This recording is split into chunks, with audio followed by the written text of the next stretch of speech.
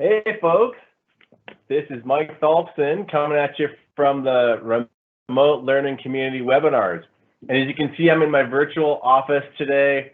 We're having lots of fun here. Dwight Schrute and I have been kicking it back a little bit. So what we're gonna do is shift over. I'm gonna share my screen and we're gonna get rolling. We've got some great guests today. We have Cathy Cavanaugh and Meredith Rowe. In terms of the latest news, we'll talk about that. We have Cathy, who's going to talk about staff collaboration, and then Meredith, remote learning at scale from down in Australia. She's joining us from down under. It is Saturday morning there, so thank you, Meredith, for joining us. In terms of our quick links, I'm going to cover the same three that I always do. We've got our Microsoft remote learning website. We have Teams for Education Quick Start Guide, which is a great guide to get up and running quickly. And then join our Teams remote learning community. That is one where you can join. Many of you are already in the community. If there are others in your district or area that want to join the community, we encourage you. We offer help, assistance, and you can collaborate with schools from all around the world. Meredith is in there too. You can collaborate with her and learn a ton. In terms of today's updates and relevant links, we've got a really cool new one, a Microsoft Sway that's put together all about Microsoft Teams for virtual learning and work. And then we've got the School Leaders and Remote Learning Guide. And actually, a lot of the things in here were probably culled from the work that Cathy and Meredith and folks like her have done. So there's a great set of concepts for school leaders in remote learning and getting up and running quickly. And then also, the Microsoft Teams meeting roles. This is a support article on how to set up the teacher role versus the student role and who can mute people and who can boot people. There's been a lot of questions for people new to Teams that say, how do I keep my meetings under control? There's a lot of great tips and tricks in this roles guide, and we encourage you to use this and share it with others so they can have the best remote meetings possible. And then lastly, before we get to Cathy, we now, in our remote learning team, we have this little events channel that we created, and we've got a nice SharePoint list that has all of the current and future webinars with all the links. So everything is right in here, and you can figure out what's coming next. We're also creating little calendar events.ics files that will let you very easily add this right to your calendar. So if you're in our remote community, go to this new events channel, and there's a ton of good stuff in here so you can find out what's coming up next and review webinars that you might have missed. And so with that, we've got Cathy Cavanaugh. She's on the Microsoft Education team. She's a peer of mine. She's our director of PD research and all things content. And I'm going to let Cathy take over the screen. And Cathy, welcome to the webinar. Excellent. Thanks, Mike. Hi, everyone. Great to be with you. I was just looking at that list of webinar topics, and what an amazing week of learning if you've been tuned into all of those webinars. And happy Friday or Saturday, depending on where you are. I'm very excited. I'm always happy to be in the same room with Meredith Rowe, whether it's a virtual room or a three-dimensional room. She and I met about 4 years ago when we were both working in Western Australia, and we realized we had a similar vision, which was to open up access to education opportunity across the entire state of Western Australia. Now I'm at Microsoft, and I, as the screen says, I work on professional development and research.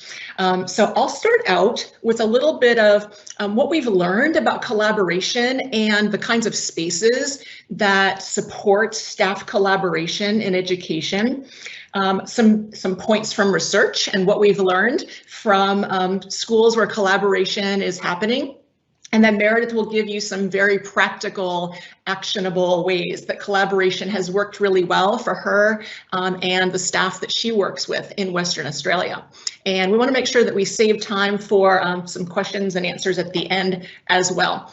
So when we first started thinking about collaboration among educators, we thought, well, there are times when educators do work on their own, when they're working on their own personal practice. There are times when they're collaborating, they're working together within their schools. And what we really want is for educators to feel that they're part of a professional community. So each of those is a little bit different. They're all important, but we thought, how can we bring educators together into a true community of practice? And what are they doing? What are educators doing when they're in these communities? So over on the left, they're creating and constructing learning experiences for their students. They're connecting with each other and collaborating, and they're all doing that so they can work through change in their schools, in their classrooms, and in their communities. That's a lot of responsibility. Yes? Sorry to interrupt. Yep. Just wanted to make sure, because we're just seeing your title slide. If you want to make sure that the PowerPoint that you're sharing is on the slide you're talking to. Okay, let's make sure. So can you see this? Yeah, and then you just want to launch the PowerPoint, I think, fully. Yeah. Okay, that's what was happening. Are you still seeing the chart building? Yeah, we see the chart. It's just not in actual presenter mode. It's in the sort of, we see all the slide mode. You see all the slide mode. Okay. We see it. Yeah. But it's not full screen, you're saying? Correct. Okay. Sorry about that. Thanks for letting me know. Let's give this a try. Lesson learned. Maybe it's presenter view. How about now? It's still in the not full screen mode. I have to go back to you to share then, Mike. But it's actually, I mean, it's fine. You can keep going through here, but just make sure you click on those slides. I think it's fine to be in this mode. You can keep rolling. Yeah, there we go. Okay. Okay. Thank you. Right. So we wanted to make sure that we were enabling professional communities that were working toward change in their schools. And so what that showed us was that we really needed an integrated space where educators could come together, have access to all of the files that they were working on, be able to share resources with each other, be able to have conversations live like we're doing now or asynchronously, and just have access to everything that they needed and wanted to be a true professional community. And Teams was the space for that. So we started out working in Teams and creating a lot of professional learning communities. Sorry, I'm having navigational issues. Let's try that again. Okay, and we worked with a number of sort of champions and educators across the system who had real strong interests and great experience and wanted to help their colleagues to learn. And so they started forming professional learning communities to help each other with new curricula. There were groups that wanted to come together around STEM or Minecraft. And so they started forming professional learning communities and teams for the interests that they had or the needs that they had, the goals that they had to expand their practice. And so once other educators started joining those professional learning communities, they started to learn how to use Teams, and then they went and formed other communities, and it made it much easier for them to bring students into class learning communities. So the same sort of professional learning communities were launched in a school district in California, Fresno, 3 years ago. And in those professional learning communities, educators had a choice of whether they wanted to be involved in those communities, and the district looked at what was happening in classrooms as educators participated in those communities, and they saw over each school year that the teachers who were in those communities and participated in professional learning together, their students actually had stronger performance. And they were able to measure that because they had a large group of teachers. And so they saw some fairly fast impacts from teachers coming together with a focus on their professional practice. And so they've expanded those communities and worked to increase the support that they have for them. So I want to share some resources, places where you can find out more about collaboration, professional collaboration, and Teams in particular. I hope that everyone's familiar with the Microsoft Educator community. There are some new courses in there on class teams, as well as collaboration in teams with staff and staff notebooks. And we also, if you're one who likes to have your professional learning community and help each other to learn, you may know about the downloadable teacher training packs that are in the support site. So those are downloadable complete packages with PowerPoints and emails and everything that you would need to do your own professional learning training with your community or adapt it so that it works for you. There's quite a bit in there on collaboration and collaborative learning, along with many other topics.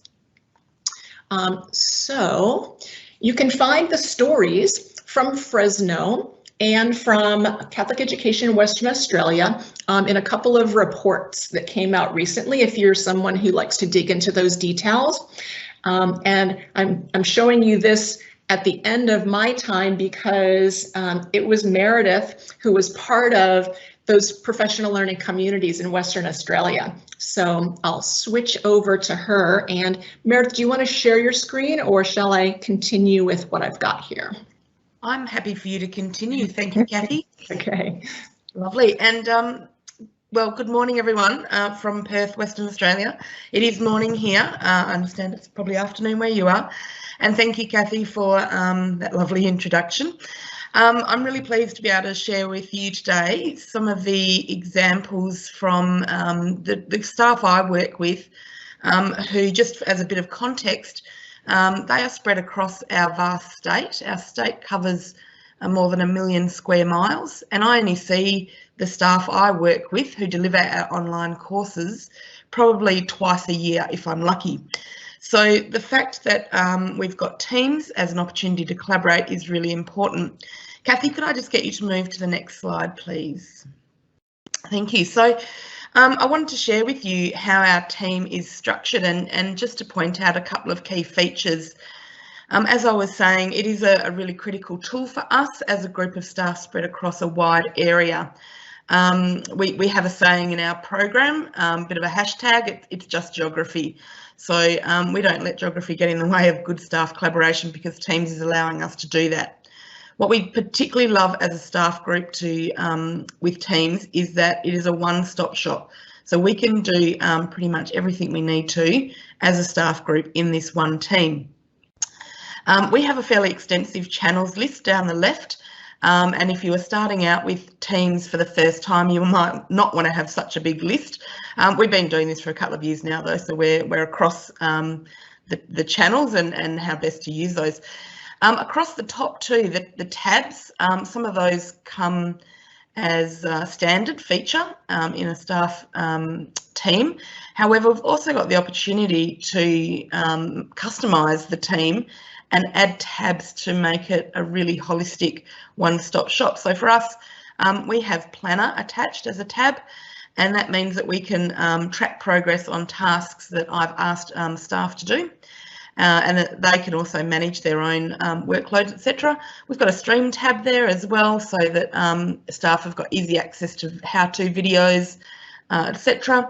Contact details for our staff, and our teacher info, as the screenshots shows, is a Power BI that we have added as a tab as well.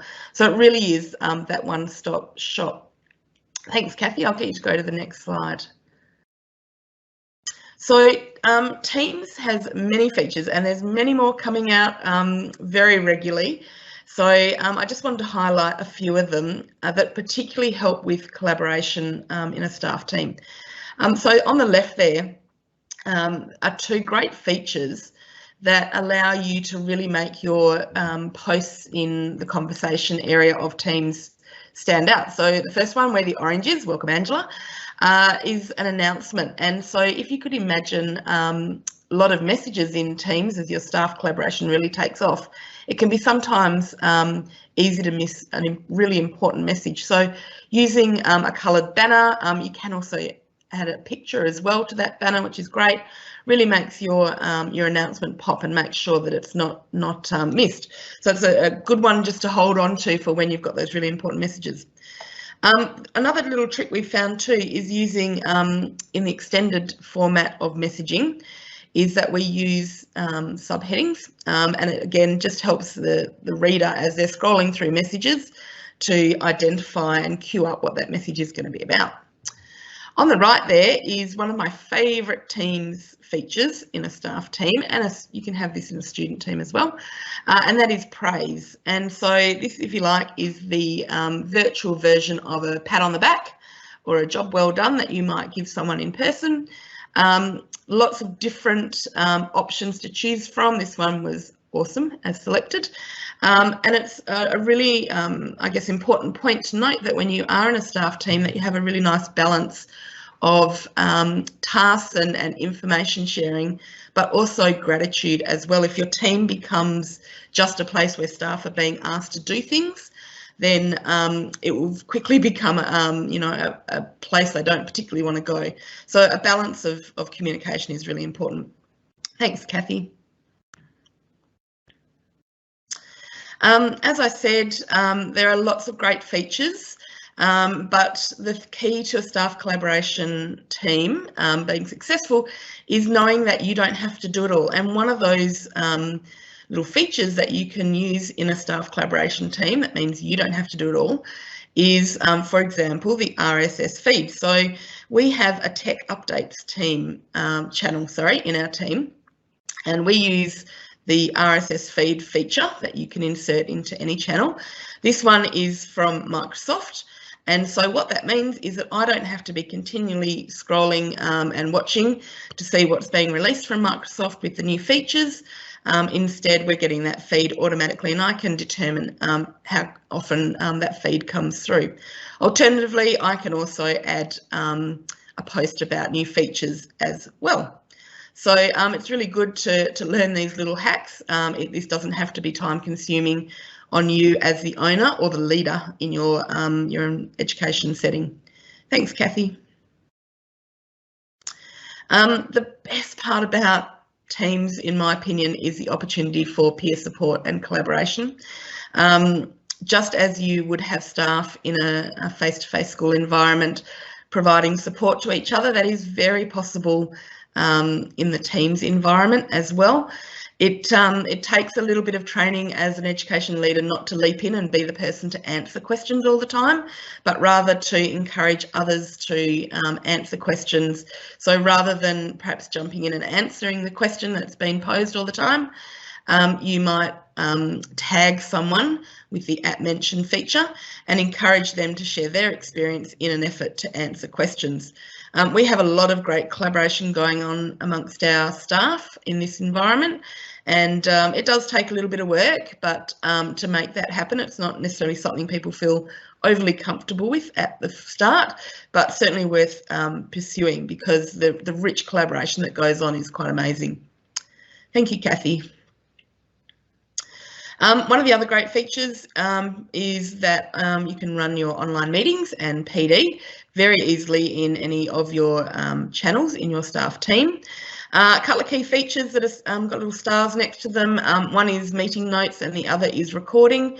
What we found, recording is great, obviously, if someone can't attend that meeting or PD, but also our staff like to be able to go back and watch it again if they need to clarify something or refer to it. So it's a great way to ensure when you are working remotely from each other that you are humanising that connection and really building that sense of connection, and hopefully therefore avoiding that sense of isolation that might occur. So I'd really recommend you being brave. It's always a little bit scary to have your face on camera, but it is a really great tool and one that will certainly enhance the collaboration that then is occurring in the conversation part of your team as well. Thanks, Cathy. Really important that you celebrate together in your team space. A couple of examples there. So we were fortunate to win an award last year. It was really important to me that my staff had a sense of ownership over that award. It's their work really that was being rewarded. And similarly, those more personal moments in a staff member's life that we would normally celebrate in a face-to-face environment can be just as easily done in a virtual setting in staff teams. So one of my staff recently got engaged. and she was happy for me to share that news out. And the conversation that came after that was really lovely, and again just took that collaboration and level of comfort with each other to a whole new level. Thank you, Cathy.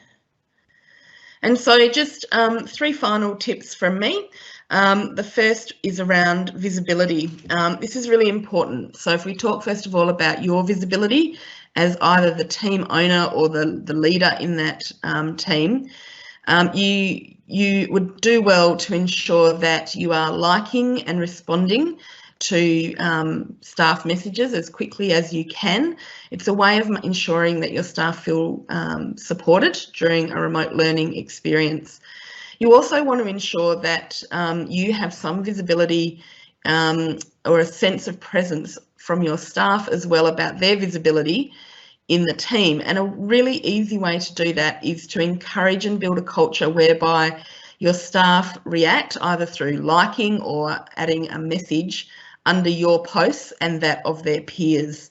It can be a little disconcerting if people aren't liking messages, etc. So just keep reminding your staff to like messages or to post a comment in reply, because that's a really great way to ensure visibility of everyone in the team as well. Second point is around balance. And so just as I said before, ensuring that your posts aren't all about requests and things you want your staff to do. Make sure there's a nice balance, and also your input as well as theirs. So making sure you're not the only one who's posting things. You might need to organise in the background someone to post a comment if you're having you know, challenges with getting staff to post and whatnot, but there are ways around that. And then just finally, the features. Like I said, there's lots of amazing features. Work out which are the ones that are key to you for the time being. And then as you become more comfortable with it, you can extend that skill set as well. The best part about having a staff collaboration team is that you get an opportunity to model all these great new features that come out, or the existing ones. And what I find is that the staff then take that on board and then use that in their own student teams as well. So a few tips, I hope that helps. Very happy as always to help up anyone who wishes to reach out. Thanks, Cathy. Hey, thanks, Meredith. That was great. And I'll just say, and Cathy, I'm happy to, I'll take over, I can share here. Meredith and Kai Klingden both visited the Microsoft headquarters. How long ago was it, Meredith? Was it like about a month ago now, I think. Yeah, a different lifetime in the world that we're living in now, but yeah, that was great to have them come, and they shared all the work they're doing. We've been working with them for quite a while, and I would encourage you to grab this PowerPoint deck. It'll be posted in the notes, and reuse some of those slides from Meredith, because they've been doing this before it became, I'll just call it, you know, remote learning is the new black, as they say. But they've been doing it for quite a while, and a ton of expertise and learning that they've done, and they're happy to share with the world, which is why we wanted to have Meredith on today. So recap of the resources, our main remote learning site. Be sure to check out the Teams EDU Quick Start Guide, and then have your friends and neighbors and other educators sign up for the Teams remote learning community. We're happy to help as much as we can. And to get today's PowerPoint, they'll be posted, and so you can download the whole PowerPoint deck, including both Cathy and Meredith's great slides. And if you need help and support, same link as before. Anyone can reach out, any educator or school, and we can help you get support if you need it. And then just to plug, next webinar is next week. We're doing remote PD. Actually, Cathy will be joining us again. We have Becky Keene.